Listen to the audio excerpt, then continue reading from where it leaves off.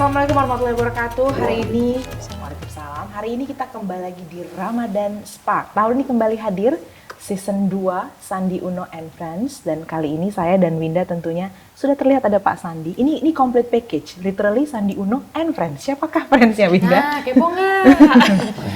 Selamat datang Ibu Vera. Terima kasih. Vivi dari General Sekretari dari Akuat. Tepuk tangan dong teman-teman. Yuhu. Ibu, apa kabar hari ini? Alhamdulillah baik. Bapak apa kabar Pak hari ini? Alhamdulillah, dan senang banget ketemu Udah lama long nggak time ketemu. friends. Beneran friends ya? Bener Jadi ini dong. berkah Ramadan, bisa ketemu Bu Silaturahim. Vera. Dulu banyak banget, dan buat kalian Yang nggak tahu. belum tahu, saya dulu pernah menjadi brand ambassador-nya Aqua. Pantasnya jernih ya Pak ya? Iya. Oh, kita baru tahu loh, Pak. Masih ada posternya. Masih ada posternya. Dulu ada, saya juga bingung itu kok diajak sama Aqua waktu itu, tapi ternyata merepresentasikan, Kejernihan hati, Bapak. Ih, luar biasa. Murni ya Pak ya? mencerminkan ketajaman berpikir sebagai seorang entrepreneur. Oh, amazing. Berbicara ketajaman, Pak, hari ini kita akan mulai diskusi kita berkutat di sekitar mengenai Muslim Global Market, Pak. Iya. Dan menilai positioning Indonesia saat ini, responsible growth-nya dan sebagainya. Boleh dong, Pak, kami dengar dari Bapak nih, POV-nya Bapak. Nah, nilai Muslim Global Market ini, atau yang disebut sebagai halal industri atau halal ekosistem ini, sudah mencapai 3-4 triliun US dollar. Itu berarti 3 kali lipat lebih besar dari ekonomi Indonesia. Nah, secara global itu menyentuh ethical productions, ada sustainability aspect, dan juga ada responsible consumption. Jadi bukan artinya terus kita ugal-ugalan gitu, minum aqua baru 3 teguk terus dimin nggak dijual. Itu bukan bagian dari halal, karena itu mubazir. Jadi makanya saya sekarang ini suka, setiap kali ada botol aqua yang masih setengah atau apa, kalau di rumah itu kita langsung dimasak lagi untuk jadi kopi atau teh, atau dipastikan harus dikosongkan untuk nyiram tanaman atau kebutuhan-kebutuhan lainnya gitu. Jadi ethical productions, sustainability impact, dan responsible consumption.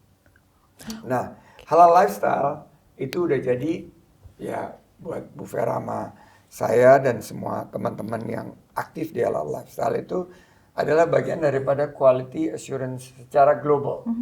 Karena kalau bicara halal lifestyle itu biasanya produknya itu selain halal, toib. Jadi halalan toiban. Jadi bukan hanya produknya halal, tapi baik buat kesehatan. Gitu. Jadi bukan hanya sekedar label being religious atau kita Islami, tapi juga jaminan kualitas. Ada juga dari sisi hygiene, traceability. Nah, kayak misalnya botol aqua ini kita bisa tahu dia diproduksi di mana gitu loh. Dia diproduksi dari Sukabumi, pabrik yang mana gitu loh. Dan juga trust. Ini adalah bagian dari membangun trust atau amanah. Kan Rasulullah SAW selalu mengajarkan kepada kita bahwa dia dikenal sebagai Al-Amin, kan, orang yang paling dipercaya. Nah, ini adalah bagian daripada halal lifestyle. Dan yang menarik, sekarang halal lifestyle ini adalah bagian daripada green and digital economy. Oh, begitu. Jadi ada responsibility aspeknya, tapi juga menjaga competitive advantage dalam perdagangan global karena sudah masuk ke dalam ekosistem digital economy. Nah, Indonesia punya populasi Muslim terbesar per hari ini nih. Iya. Hampir tersusul oleh Pakistan. Tapi kembali lagi Kembali lagi kita karena senang kita untuk bercocok tanam. 240 juta. Produktif ya, Pak? Tapi diprediksi Pakistan akan merebut lagi, Pak. Kompetitif. Ini sangat back and forth ya, tergantung data sensus. Tapi kekuatan kita bukan dari jumlah populasinya, tapi dari jumlah UMKM halal kita. Ini yang belum terdeteksi. Makanya kami melakukan pelatihan, ada sertifikasi, ada peningkatan kompetensi, sehingga ekosistem ekonomi kreatif kita yang sudah nomor 3 besar dunia, pariwisata halal, sumber daya alam yang berkelanjutan, ini juga bisa mendorong UMKM kita naik kelas dengan local authenticity, tapi juga punya storytelling sustainability yang kuat. Luar biasa. Wow. Jadi bangga nggak kamu Aku sebagai bangga. warga Indonesia? Sebagai warga Indonesia, kali ini aku sangat bangga sekali. Oh, luar biasa. Terutama ternyata Aqua kan 100% dari Indonesia sih. Oh, wow. Iya. Kamu Rumah pendirinya tuh nggak jauh dari sini. Oh. Cuma 35 meter di belakang rumah ibu saya. Wow. Ibu Ekosistemnya Depok. sudah terbentuk ya Pak ya? Iya Dekat banget. sini. kamu punya Oke. pertanyaan buat Bu Vera berarti? Yes. Tadi kan Bapak sudah mention beberapa halal itu nggak cuma ngomongin tentang nilai-nilai Islam yang saat ini kita tahu, tapi ada tadi 4 ya Bu, etika, terus juga sampai dengan sustainability, dan mulai dari hulu sampai dengan hilirnya harus trust gitu, traceability dan lain-lain.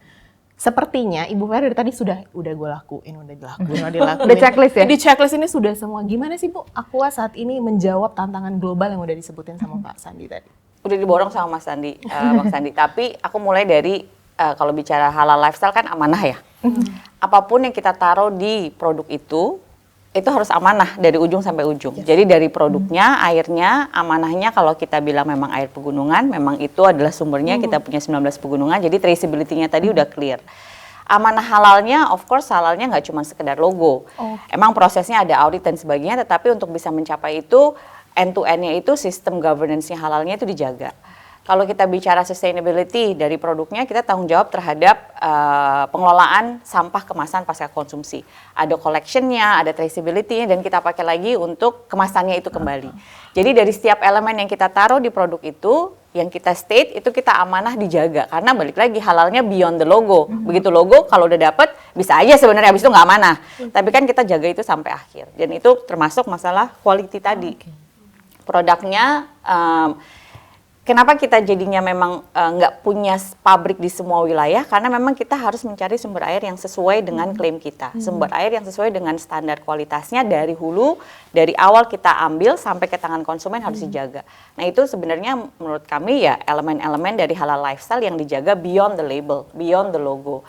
Dan alhamdulillah dalam perjalanannya kita juga memberikan manfaat buat banyak UMKM. Kita punya yang namanya Aqua Home Service, ibu-ibu yang jadi agen Aqua, biasanya agen Aqua, agen gas, itu kan sebenarnya mereka di rumah mereka. Itu bertumbuh sekarang sampai 15.000. Tapi bicara UMKM, kita juga ada sebenarnya sekolah bisnis untuk pesantren. Dan di balik itu kita barengan dengan BPOM tadi bicara untuk mengembangkan UMKM tidak saja untuk bisa mendapatkan sertifikasi dari Badan POM untuk makanan minuman, tapi membantu mereka untuk sertifikasi halal. Karena halal nggak bisa sendirian, halal mesti rame-rame, dan halal mesti ya tadi lifestyle-nya beyond the logo itself gitu. Oke, saya mau ke Pak Sandi lagi Bu Vera. Ini terkait dengan kondisi saat ini ya Pak ya. Ini ada perbincangan cukup liar di sosmed. Liar sekali. Liar banget. Bahwa air ini salah satu komoditas yang nanti akan diperbutkan juga ya Pak. Nah, yang mau saya tanyakan Pak, ini aku akan tadi 100% dari Indonesia. Bagaimana Pak membawa ini untuk kita bisa bawa keluar? Nah, ini Bapak ngeliatnya gimana? Kalau kita bicara halal ekonomi, kita harus tumbuh cepat, tapi juga kita tadi perhatikan sustainability, lifestyle ini menjadi salah satu ekosistem agar bisa membuka peluang usaha, lapangan kerja. Tadi ibu-ibu ya banyak sekali yang terbantu usaha-usaha UMKM-nya, dan ini juga harus jadi peluang usaha global. Nah, kalau kita bicara, kan Aqua ini salah satu merek Indonesia yang mungkin punya peluang untuk go global gitu. Apalagi didukung oleh stakeholders internasional. Nah, saya melihat bahwa kalau ini kita bicara di halal ecosystem, Indonesia ini kan sudah punya brand-brand yang kuat di halal ecosystem. Nah, Aqua ini bisa salah satu yang bisa menjadi penopangnya. State of Global Islamic Economy itu belanja Muslim global itu udah nyampe 2,2 triliun US dollar. Termasuk air. Jadi kalau saya bilang, kalau bicara halal food, halal travel, modest fashion, cosmetics, salah satunya ini juga kalau kita lihat adalah bagian daripada daily consumption kita. Super mungkin untuk menjadi brand global kita. Dan konsumen sekarang milih produk with purpose. Bukan hanya produk yang ya punya nama, tapi juga harus punya storytellingnya. Apa nih purpose-nya nih? Kita ingin membantu misalnya para UMKM di berbagai daerah, atau juga produk halal yang sehat tapi juga transparan dan sustainable. Kita ingin menjaga lingkungan juga, kelestarian alam. Nah, saya yakin bahwa ini diplomasi ekonomi kita sih. Wow. Diplomasi ekonomi di mana negara yang mempromosikan green economy kayak Indonesia yang menjadi epicentrum dari ekonomi hijau dunia ini bisa membangun sustainable tourism misalnya. Ya. Salah satunya itu kan kalau kita lihat ada 7 gunung tadi ya yang menjadi showcase.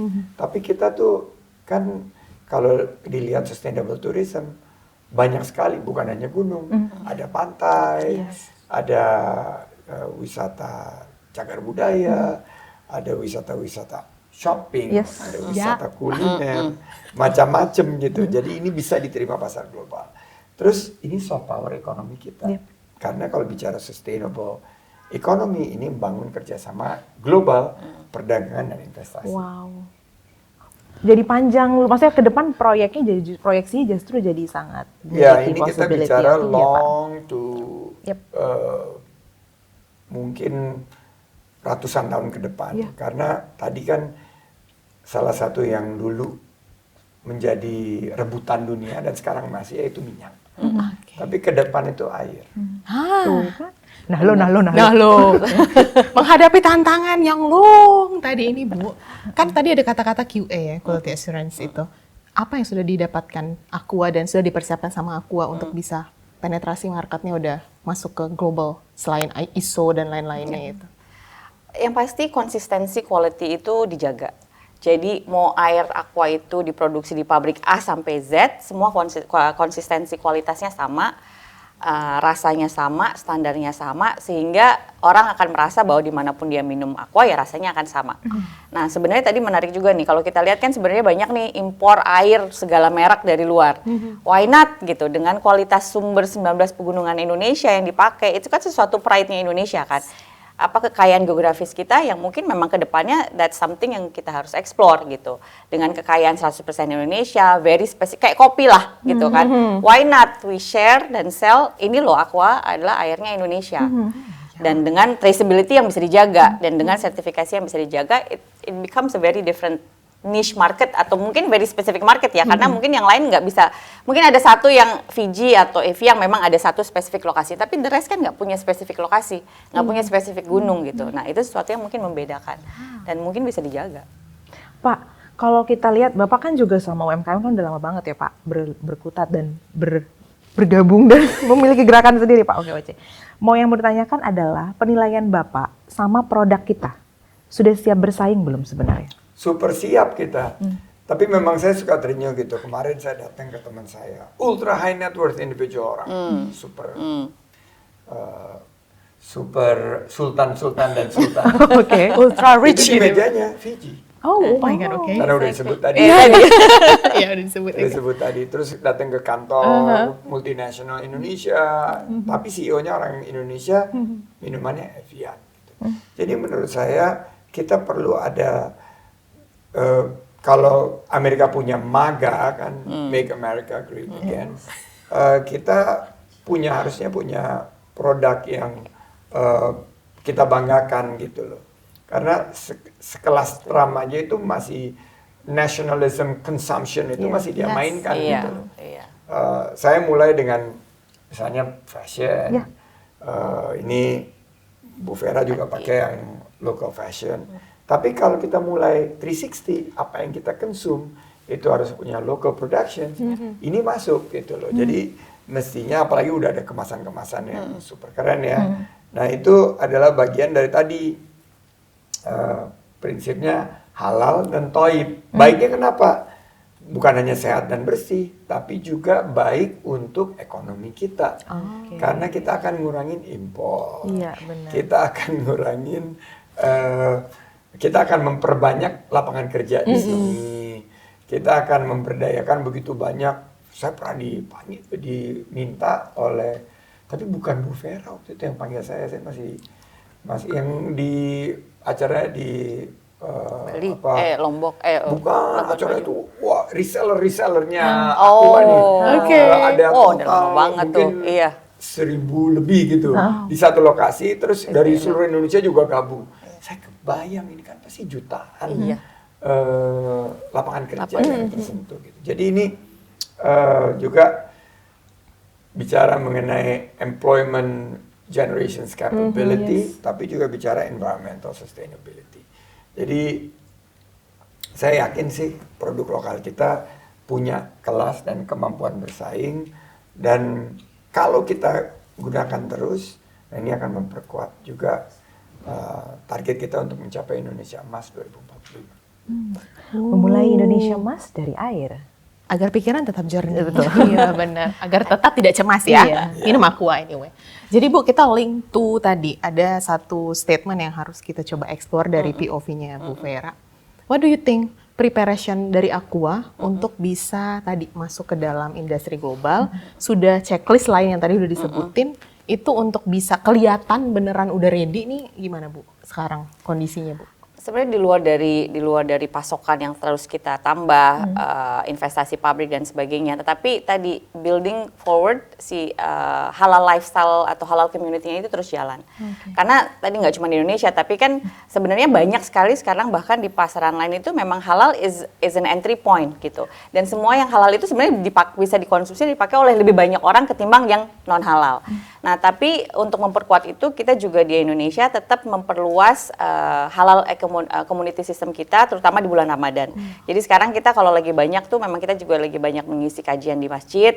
Kita juga lagi ada tagline teman adem Ramadan. Jadi adem itu bukan cuma sekedar adem pada saat Ramadan, adem hatinya, adem pikirannya, tapi aqua itu karena tadi airnya dari pegunungan, dia itu adem, nggak perlu didinginin. So it's a cool water gitu. Nah, itu tetap kita bangun dalam rangka untuk memperkuat ekosistem halal lifestyle tadi. Kajian selama Ramadan, kemudian juga mudah-mudahan bisa ikut turut serta di Muslimverse-nya Bang Sandi, tetapi terus mengedepankan lagi manfaat. Tadi kan halal itu nggak cuma halal produknya, tapi toyib, memberikan manfaat. Jadi make sure bahwa bisnis kita memberikan dampak sosial yang baik untuk banyak orang. Kita punya kompas yang namanya Danone Impact Journey. Jadi semua produk harus sehat, itu udah pasti entry point. So we don't have any product yang nggak sehat. Yang kedua, produknya harus memberikan manfaat ke lingkungan. Yang ketiga, memberikan manfaat ke masyarakat. Dan saat ini yang sedang kita lakukan adalah membantu teman-teman di Aceh dan Sumatera.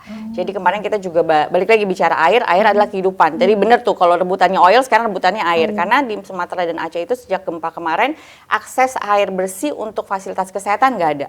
Jadi benar-benar banyak RSUD dan puskesmas yang nggak bisa beroperasi optimal, dan kita bangun 36 titik instalasi air untuk fasilitas kesehatan. Jadi bukan untuk air minum aja ya, ada beberapa yang kita tambahkan filtrasi. Tapi balik lagi, itu menunjukkan kesiapan kita untuk show bahwa there is a brand with a purpose. Jadi kualitasnya dijaga, tetapi purpose-nya itu terus dijaga, bahkan di-expand. Mudah-mudahan itu menjadi salah satu modal juga untuk bisa go global. That's really nice. Beautiful. Pak, terkait tadi Bapak sudah mention berkali-kali, memelihara kepercayaan dengan kondisi yang tadi Bapak juga sebut ini harus resiliensinya tinggi ya Pak. Gimana melihara kepercayaan? Brand equity itu bisa terbangun secara tentunya penuh dengan design thinking ya. Dan Aqua ini menurut saya punya brand equity yang cukup kuat. Dan tadi kepikir ya, saya selain kita go global, tapi market entry strateginya itu kan bisa kita juga lihat di produk-produk di mana Indonesia ini punya daya tarik yang sangat luar biasa. Misalnya di Afrika itu produk-produk Indonesia laku semua. Iya. Ya, Itu Indomie ya Pak. Cepat saji. cepat saji. Temennya misalnya Aqua gitu. Aqua, iya. Terus Timur Tengah itu Indonesia juga punya peluang yang besar. Tadi kalau kita lihat salah satu yang mungkin menjadi kepercayaan dari produk-produk yang punya brand equity, karena ini selain daripada toib, ternyata ada juga aspek yang tadi toharoh, yaitu higienis ya, bersih. Nah ini akan sangat, apalagi udah tersertifikasi. Saya tuh saking percayanya sama halal ecosystem, saya investasi di halal ecosystem, mulai dari bukan hanya dari produknya, tapi juga sampai sertifikasinya, sampai peningkatan kompetensinya. Dan ini kan ada food safety standards tuh, ada kayak HACCP atau ISO. Nah ini membangun kepercayaan juga bisa lagi lewat traceability, supply, dan standar-standar yang kelasnya global. Karena Muslim market itu juga cukup picky mereka. Kalau mereka bukan hanya nyari logo halalnya, tapi nggak cukup itu. Harus ditambah 2. Harus ditambah produknya berkualitas dan harganya Terjangkau. Affordability itu penting banget.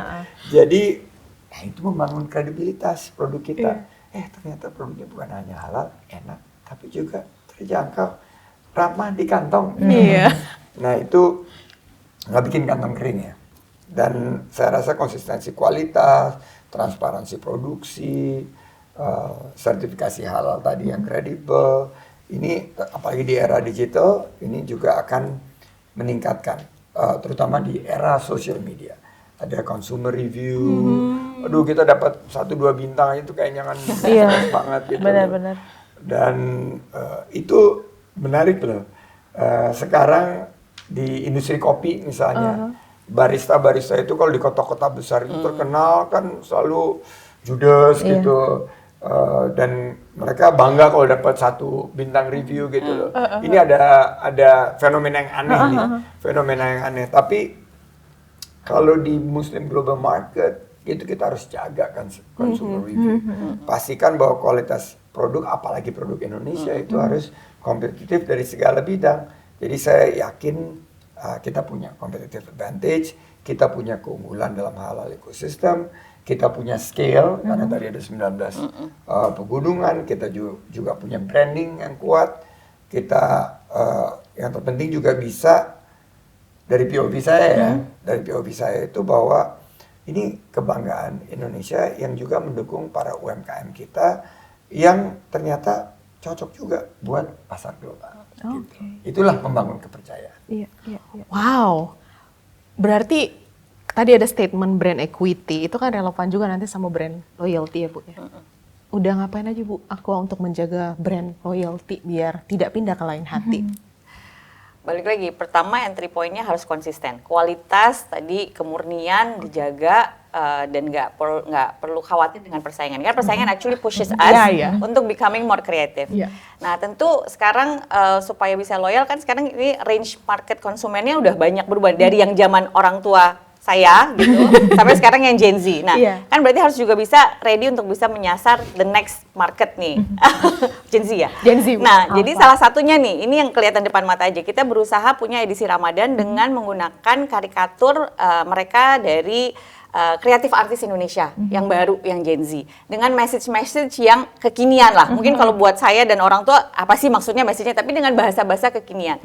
Tetapi balik lagi tidak lepas dari produknya sendiri, but communication-nya, target market segmentnya adalah mereka yang sekarang menjadi future future loyal consumers di beberapa tahun ke depan. Nah itu yang salah satu yang kita lakukan. Jadi tagline activation kita tanpa jeopardize the core value of Aqua, tapi kita menyasar market yang jauh lebih luas dan bahkan market yang baru. Oh wow, stay relevan ya Bu. Iya, stay relevant. Pak, bicara soal market lebih luas. Halal ekosistem itu memang harusnya kita dalam membuka peluang harus ke negara muslim juga kah? Atau sebenarnya bisa kemana aja? Kalau Pak Salim itu gimana? Halal ekosistem itu beyond Islamic atau Muslim borders. Yang paling aktif ngembangin halal tourism itu Thailand, Korea, Jepang, China sekarang.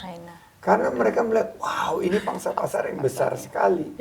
Dan ternyata bukan hanya sekarang yang Muslim yang mencari label halal dan lain sebagainya, tapi sekarang udah ke para komunitas-komunitas lain yang mungkin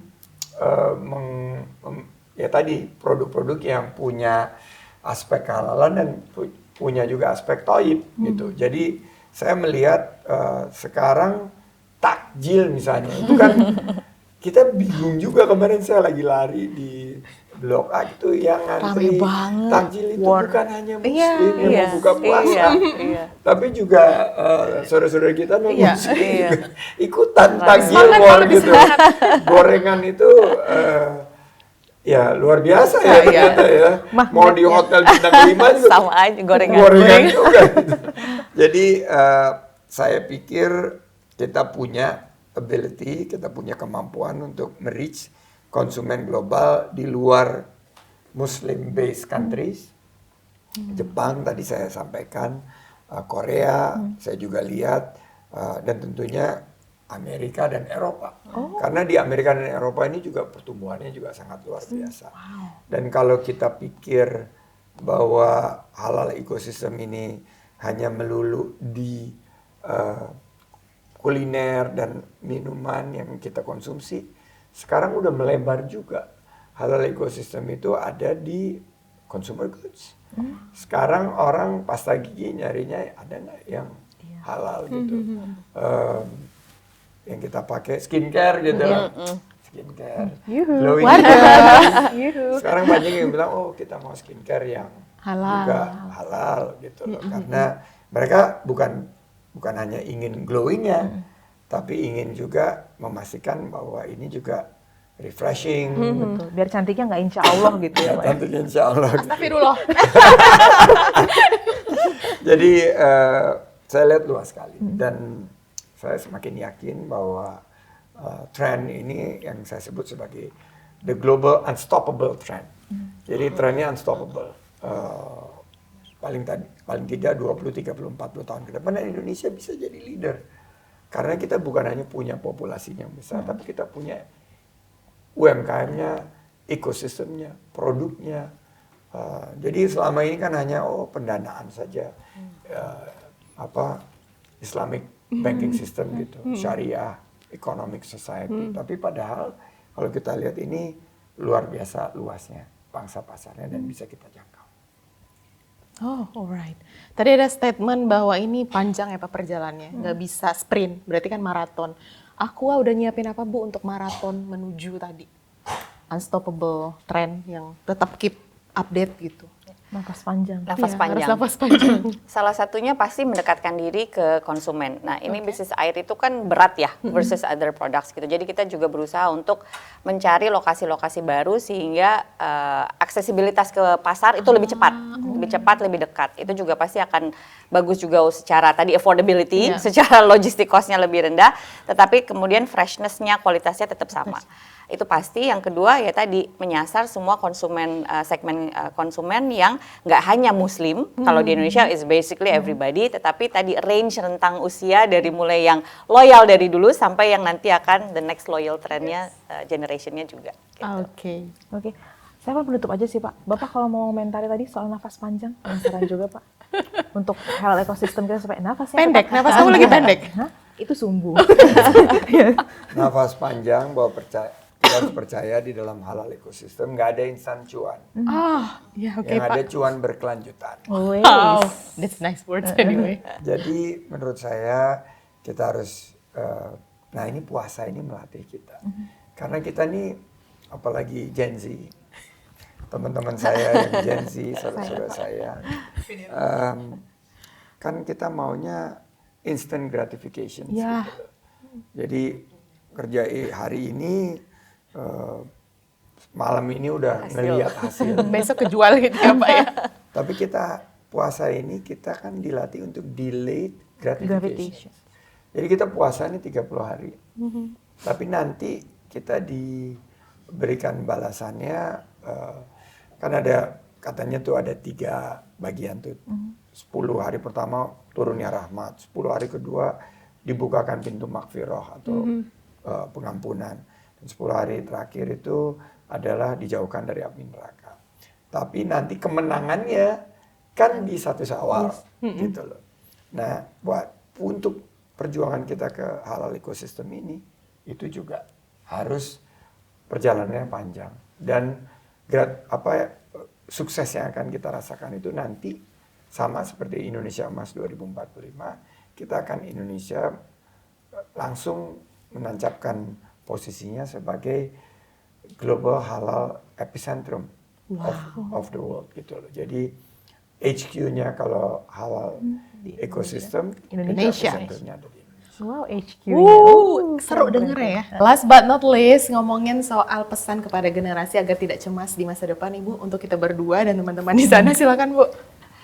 Pertama percaya sama produk yang sudah tersertifikasi dengan baik kualitasnya dan halal, dan yang kedua adalah make sure we choose a brand yang punya purpose, karena purpose-nya itu memberikan kesempatan kepada generasi ke depan untuk bisa menikmati hidup yang masih layak di dunia ini. Purpose lindungi kesehatan, purpose produknya lindungi lingkungan dan juga memberikan dampak kepada masyarakat. So you don't have to worry pada saat membeli produk, conscious consumption bahwa produk itu juga akan memperpanjang masa hidup yang baik untuk generasi muda. Wah, Keren sekali. Keren sekali. Seperti biasa Ramadan Spark selalu menghadirkan another good news, another good opportunity juga yang kita akan ketemu di episode selanjutnya. Tetap di Ramadan Spark. Terima kasih sekali Terima Pak kasih, Sandi. Bu Terima kasih. Vera. Thank Mas you so Andi. much. Assalamualaikum warahmatullahi wabarakatuh.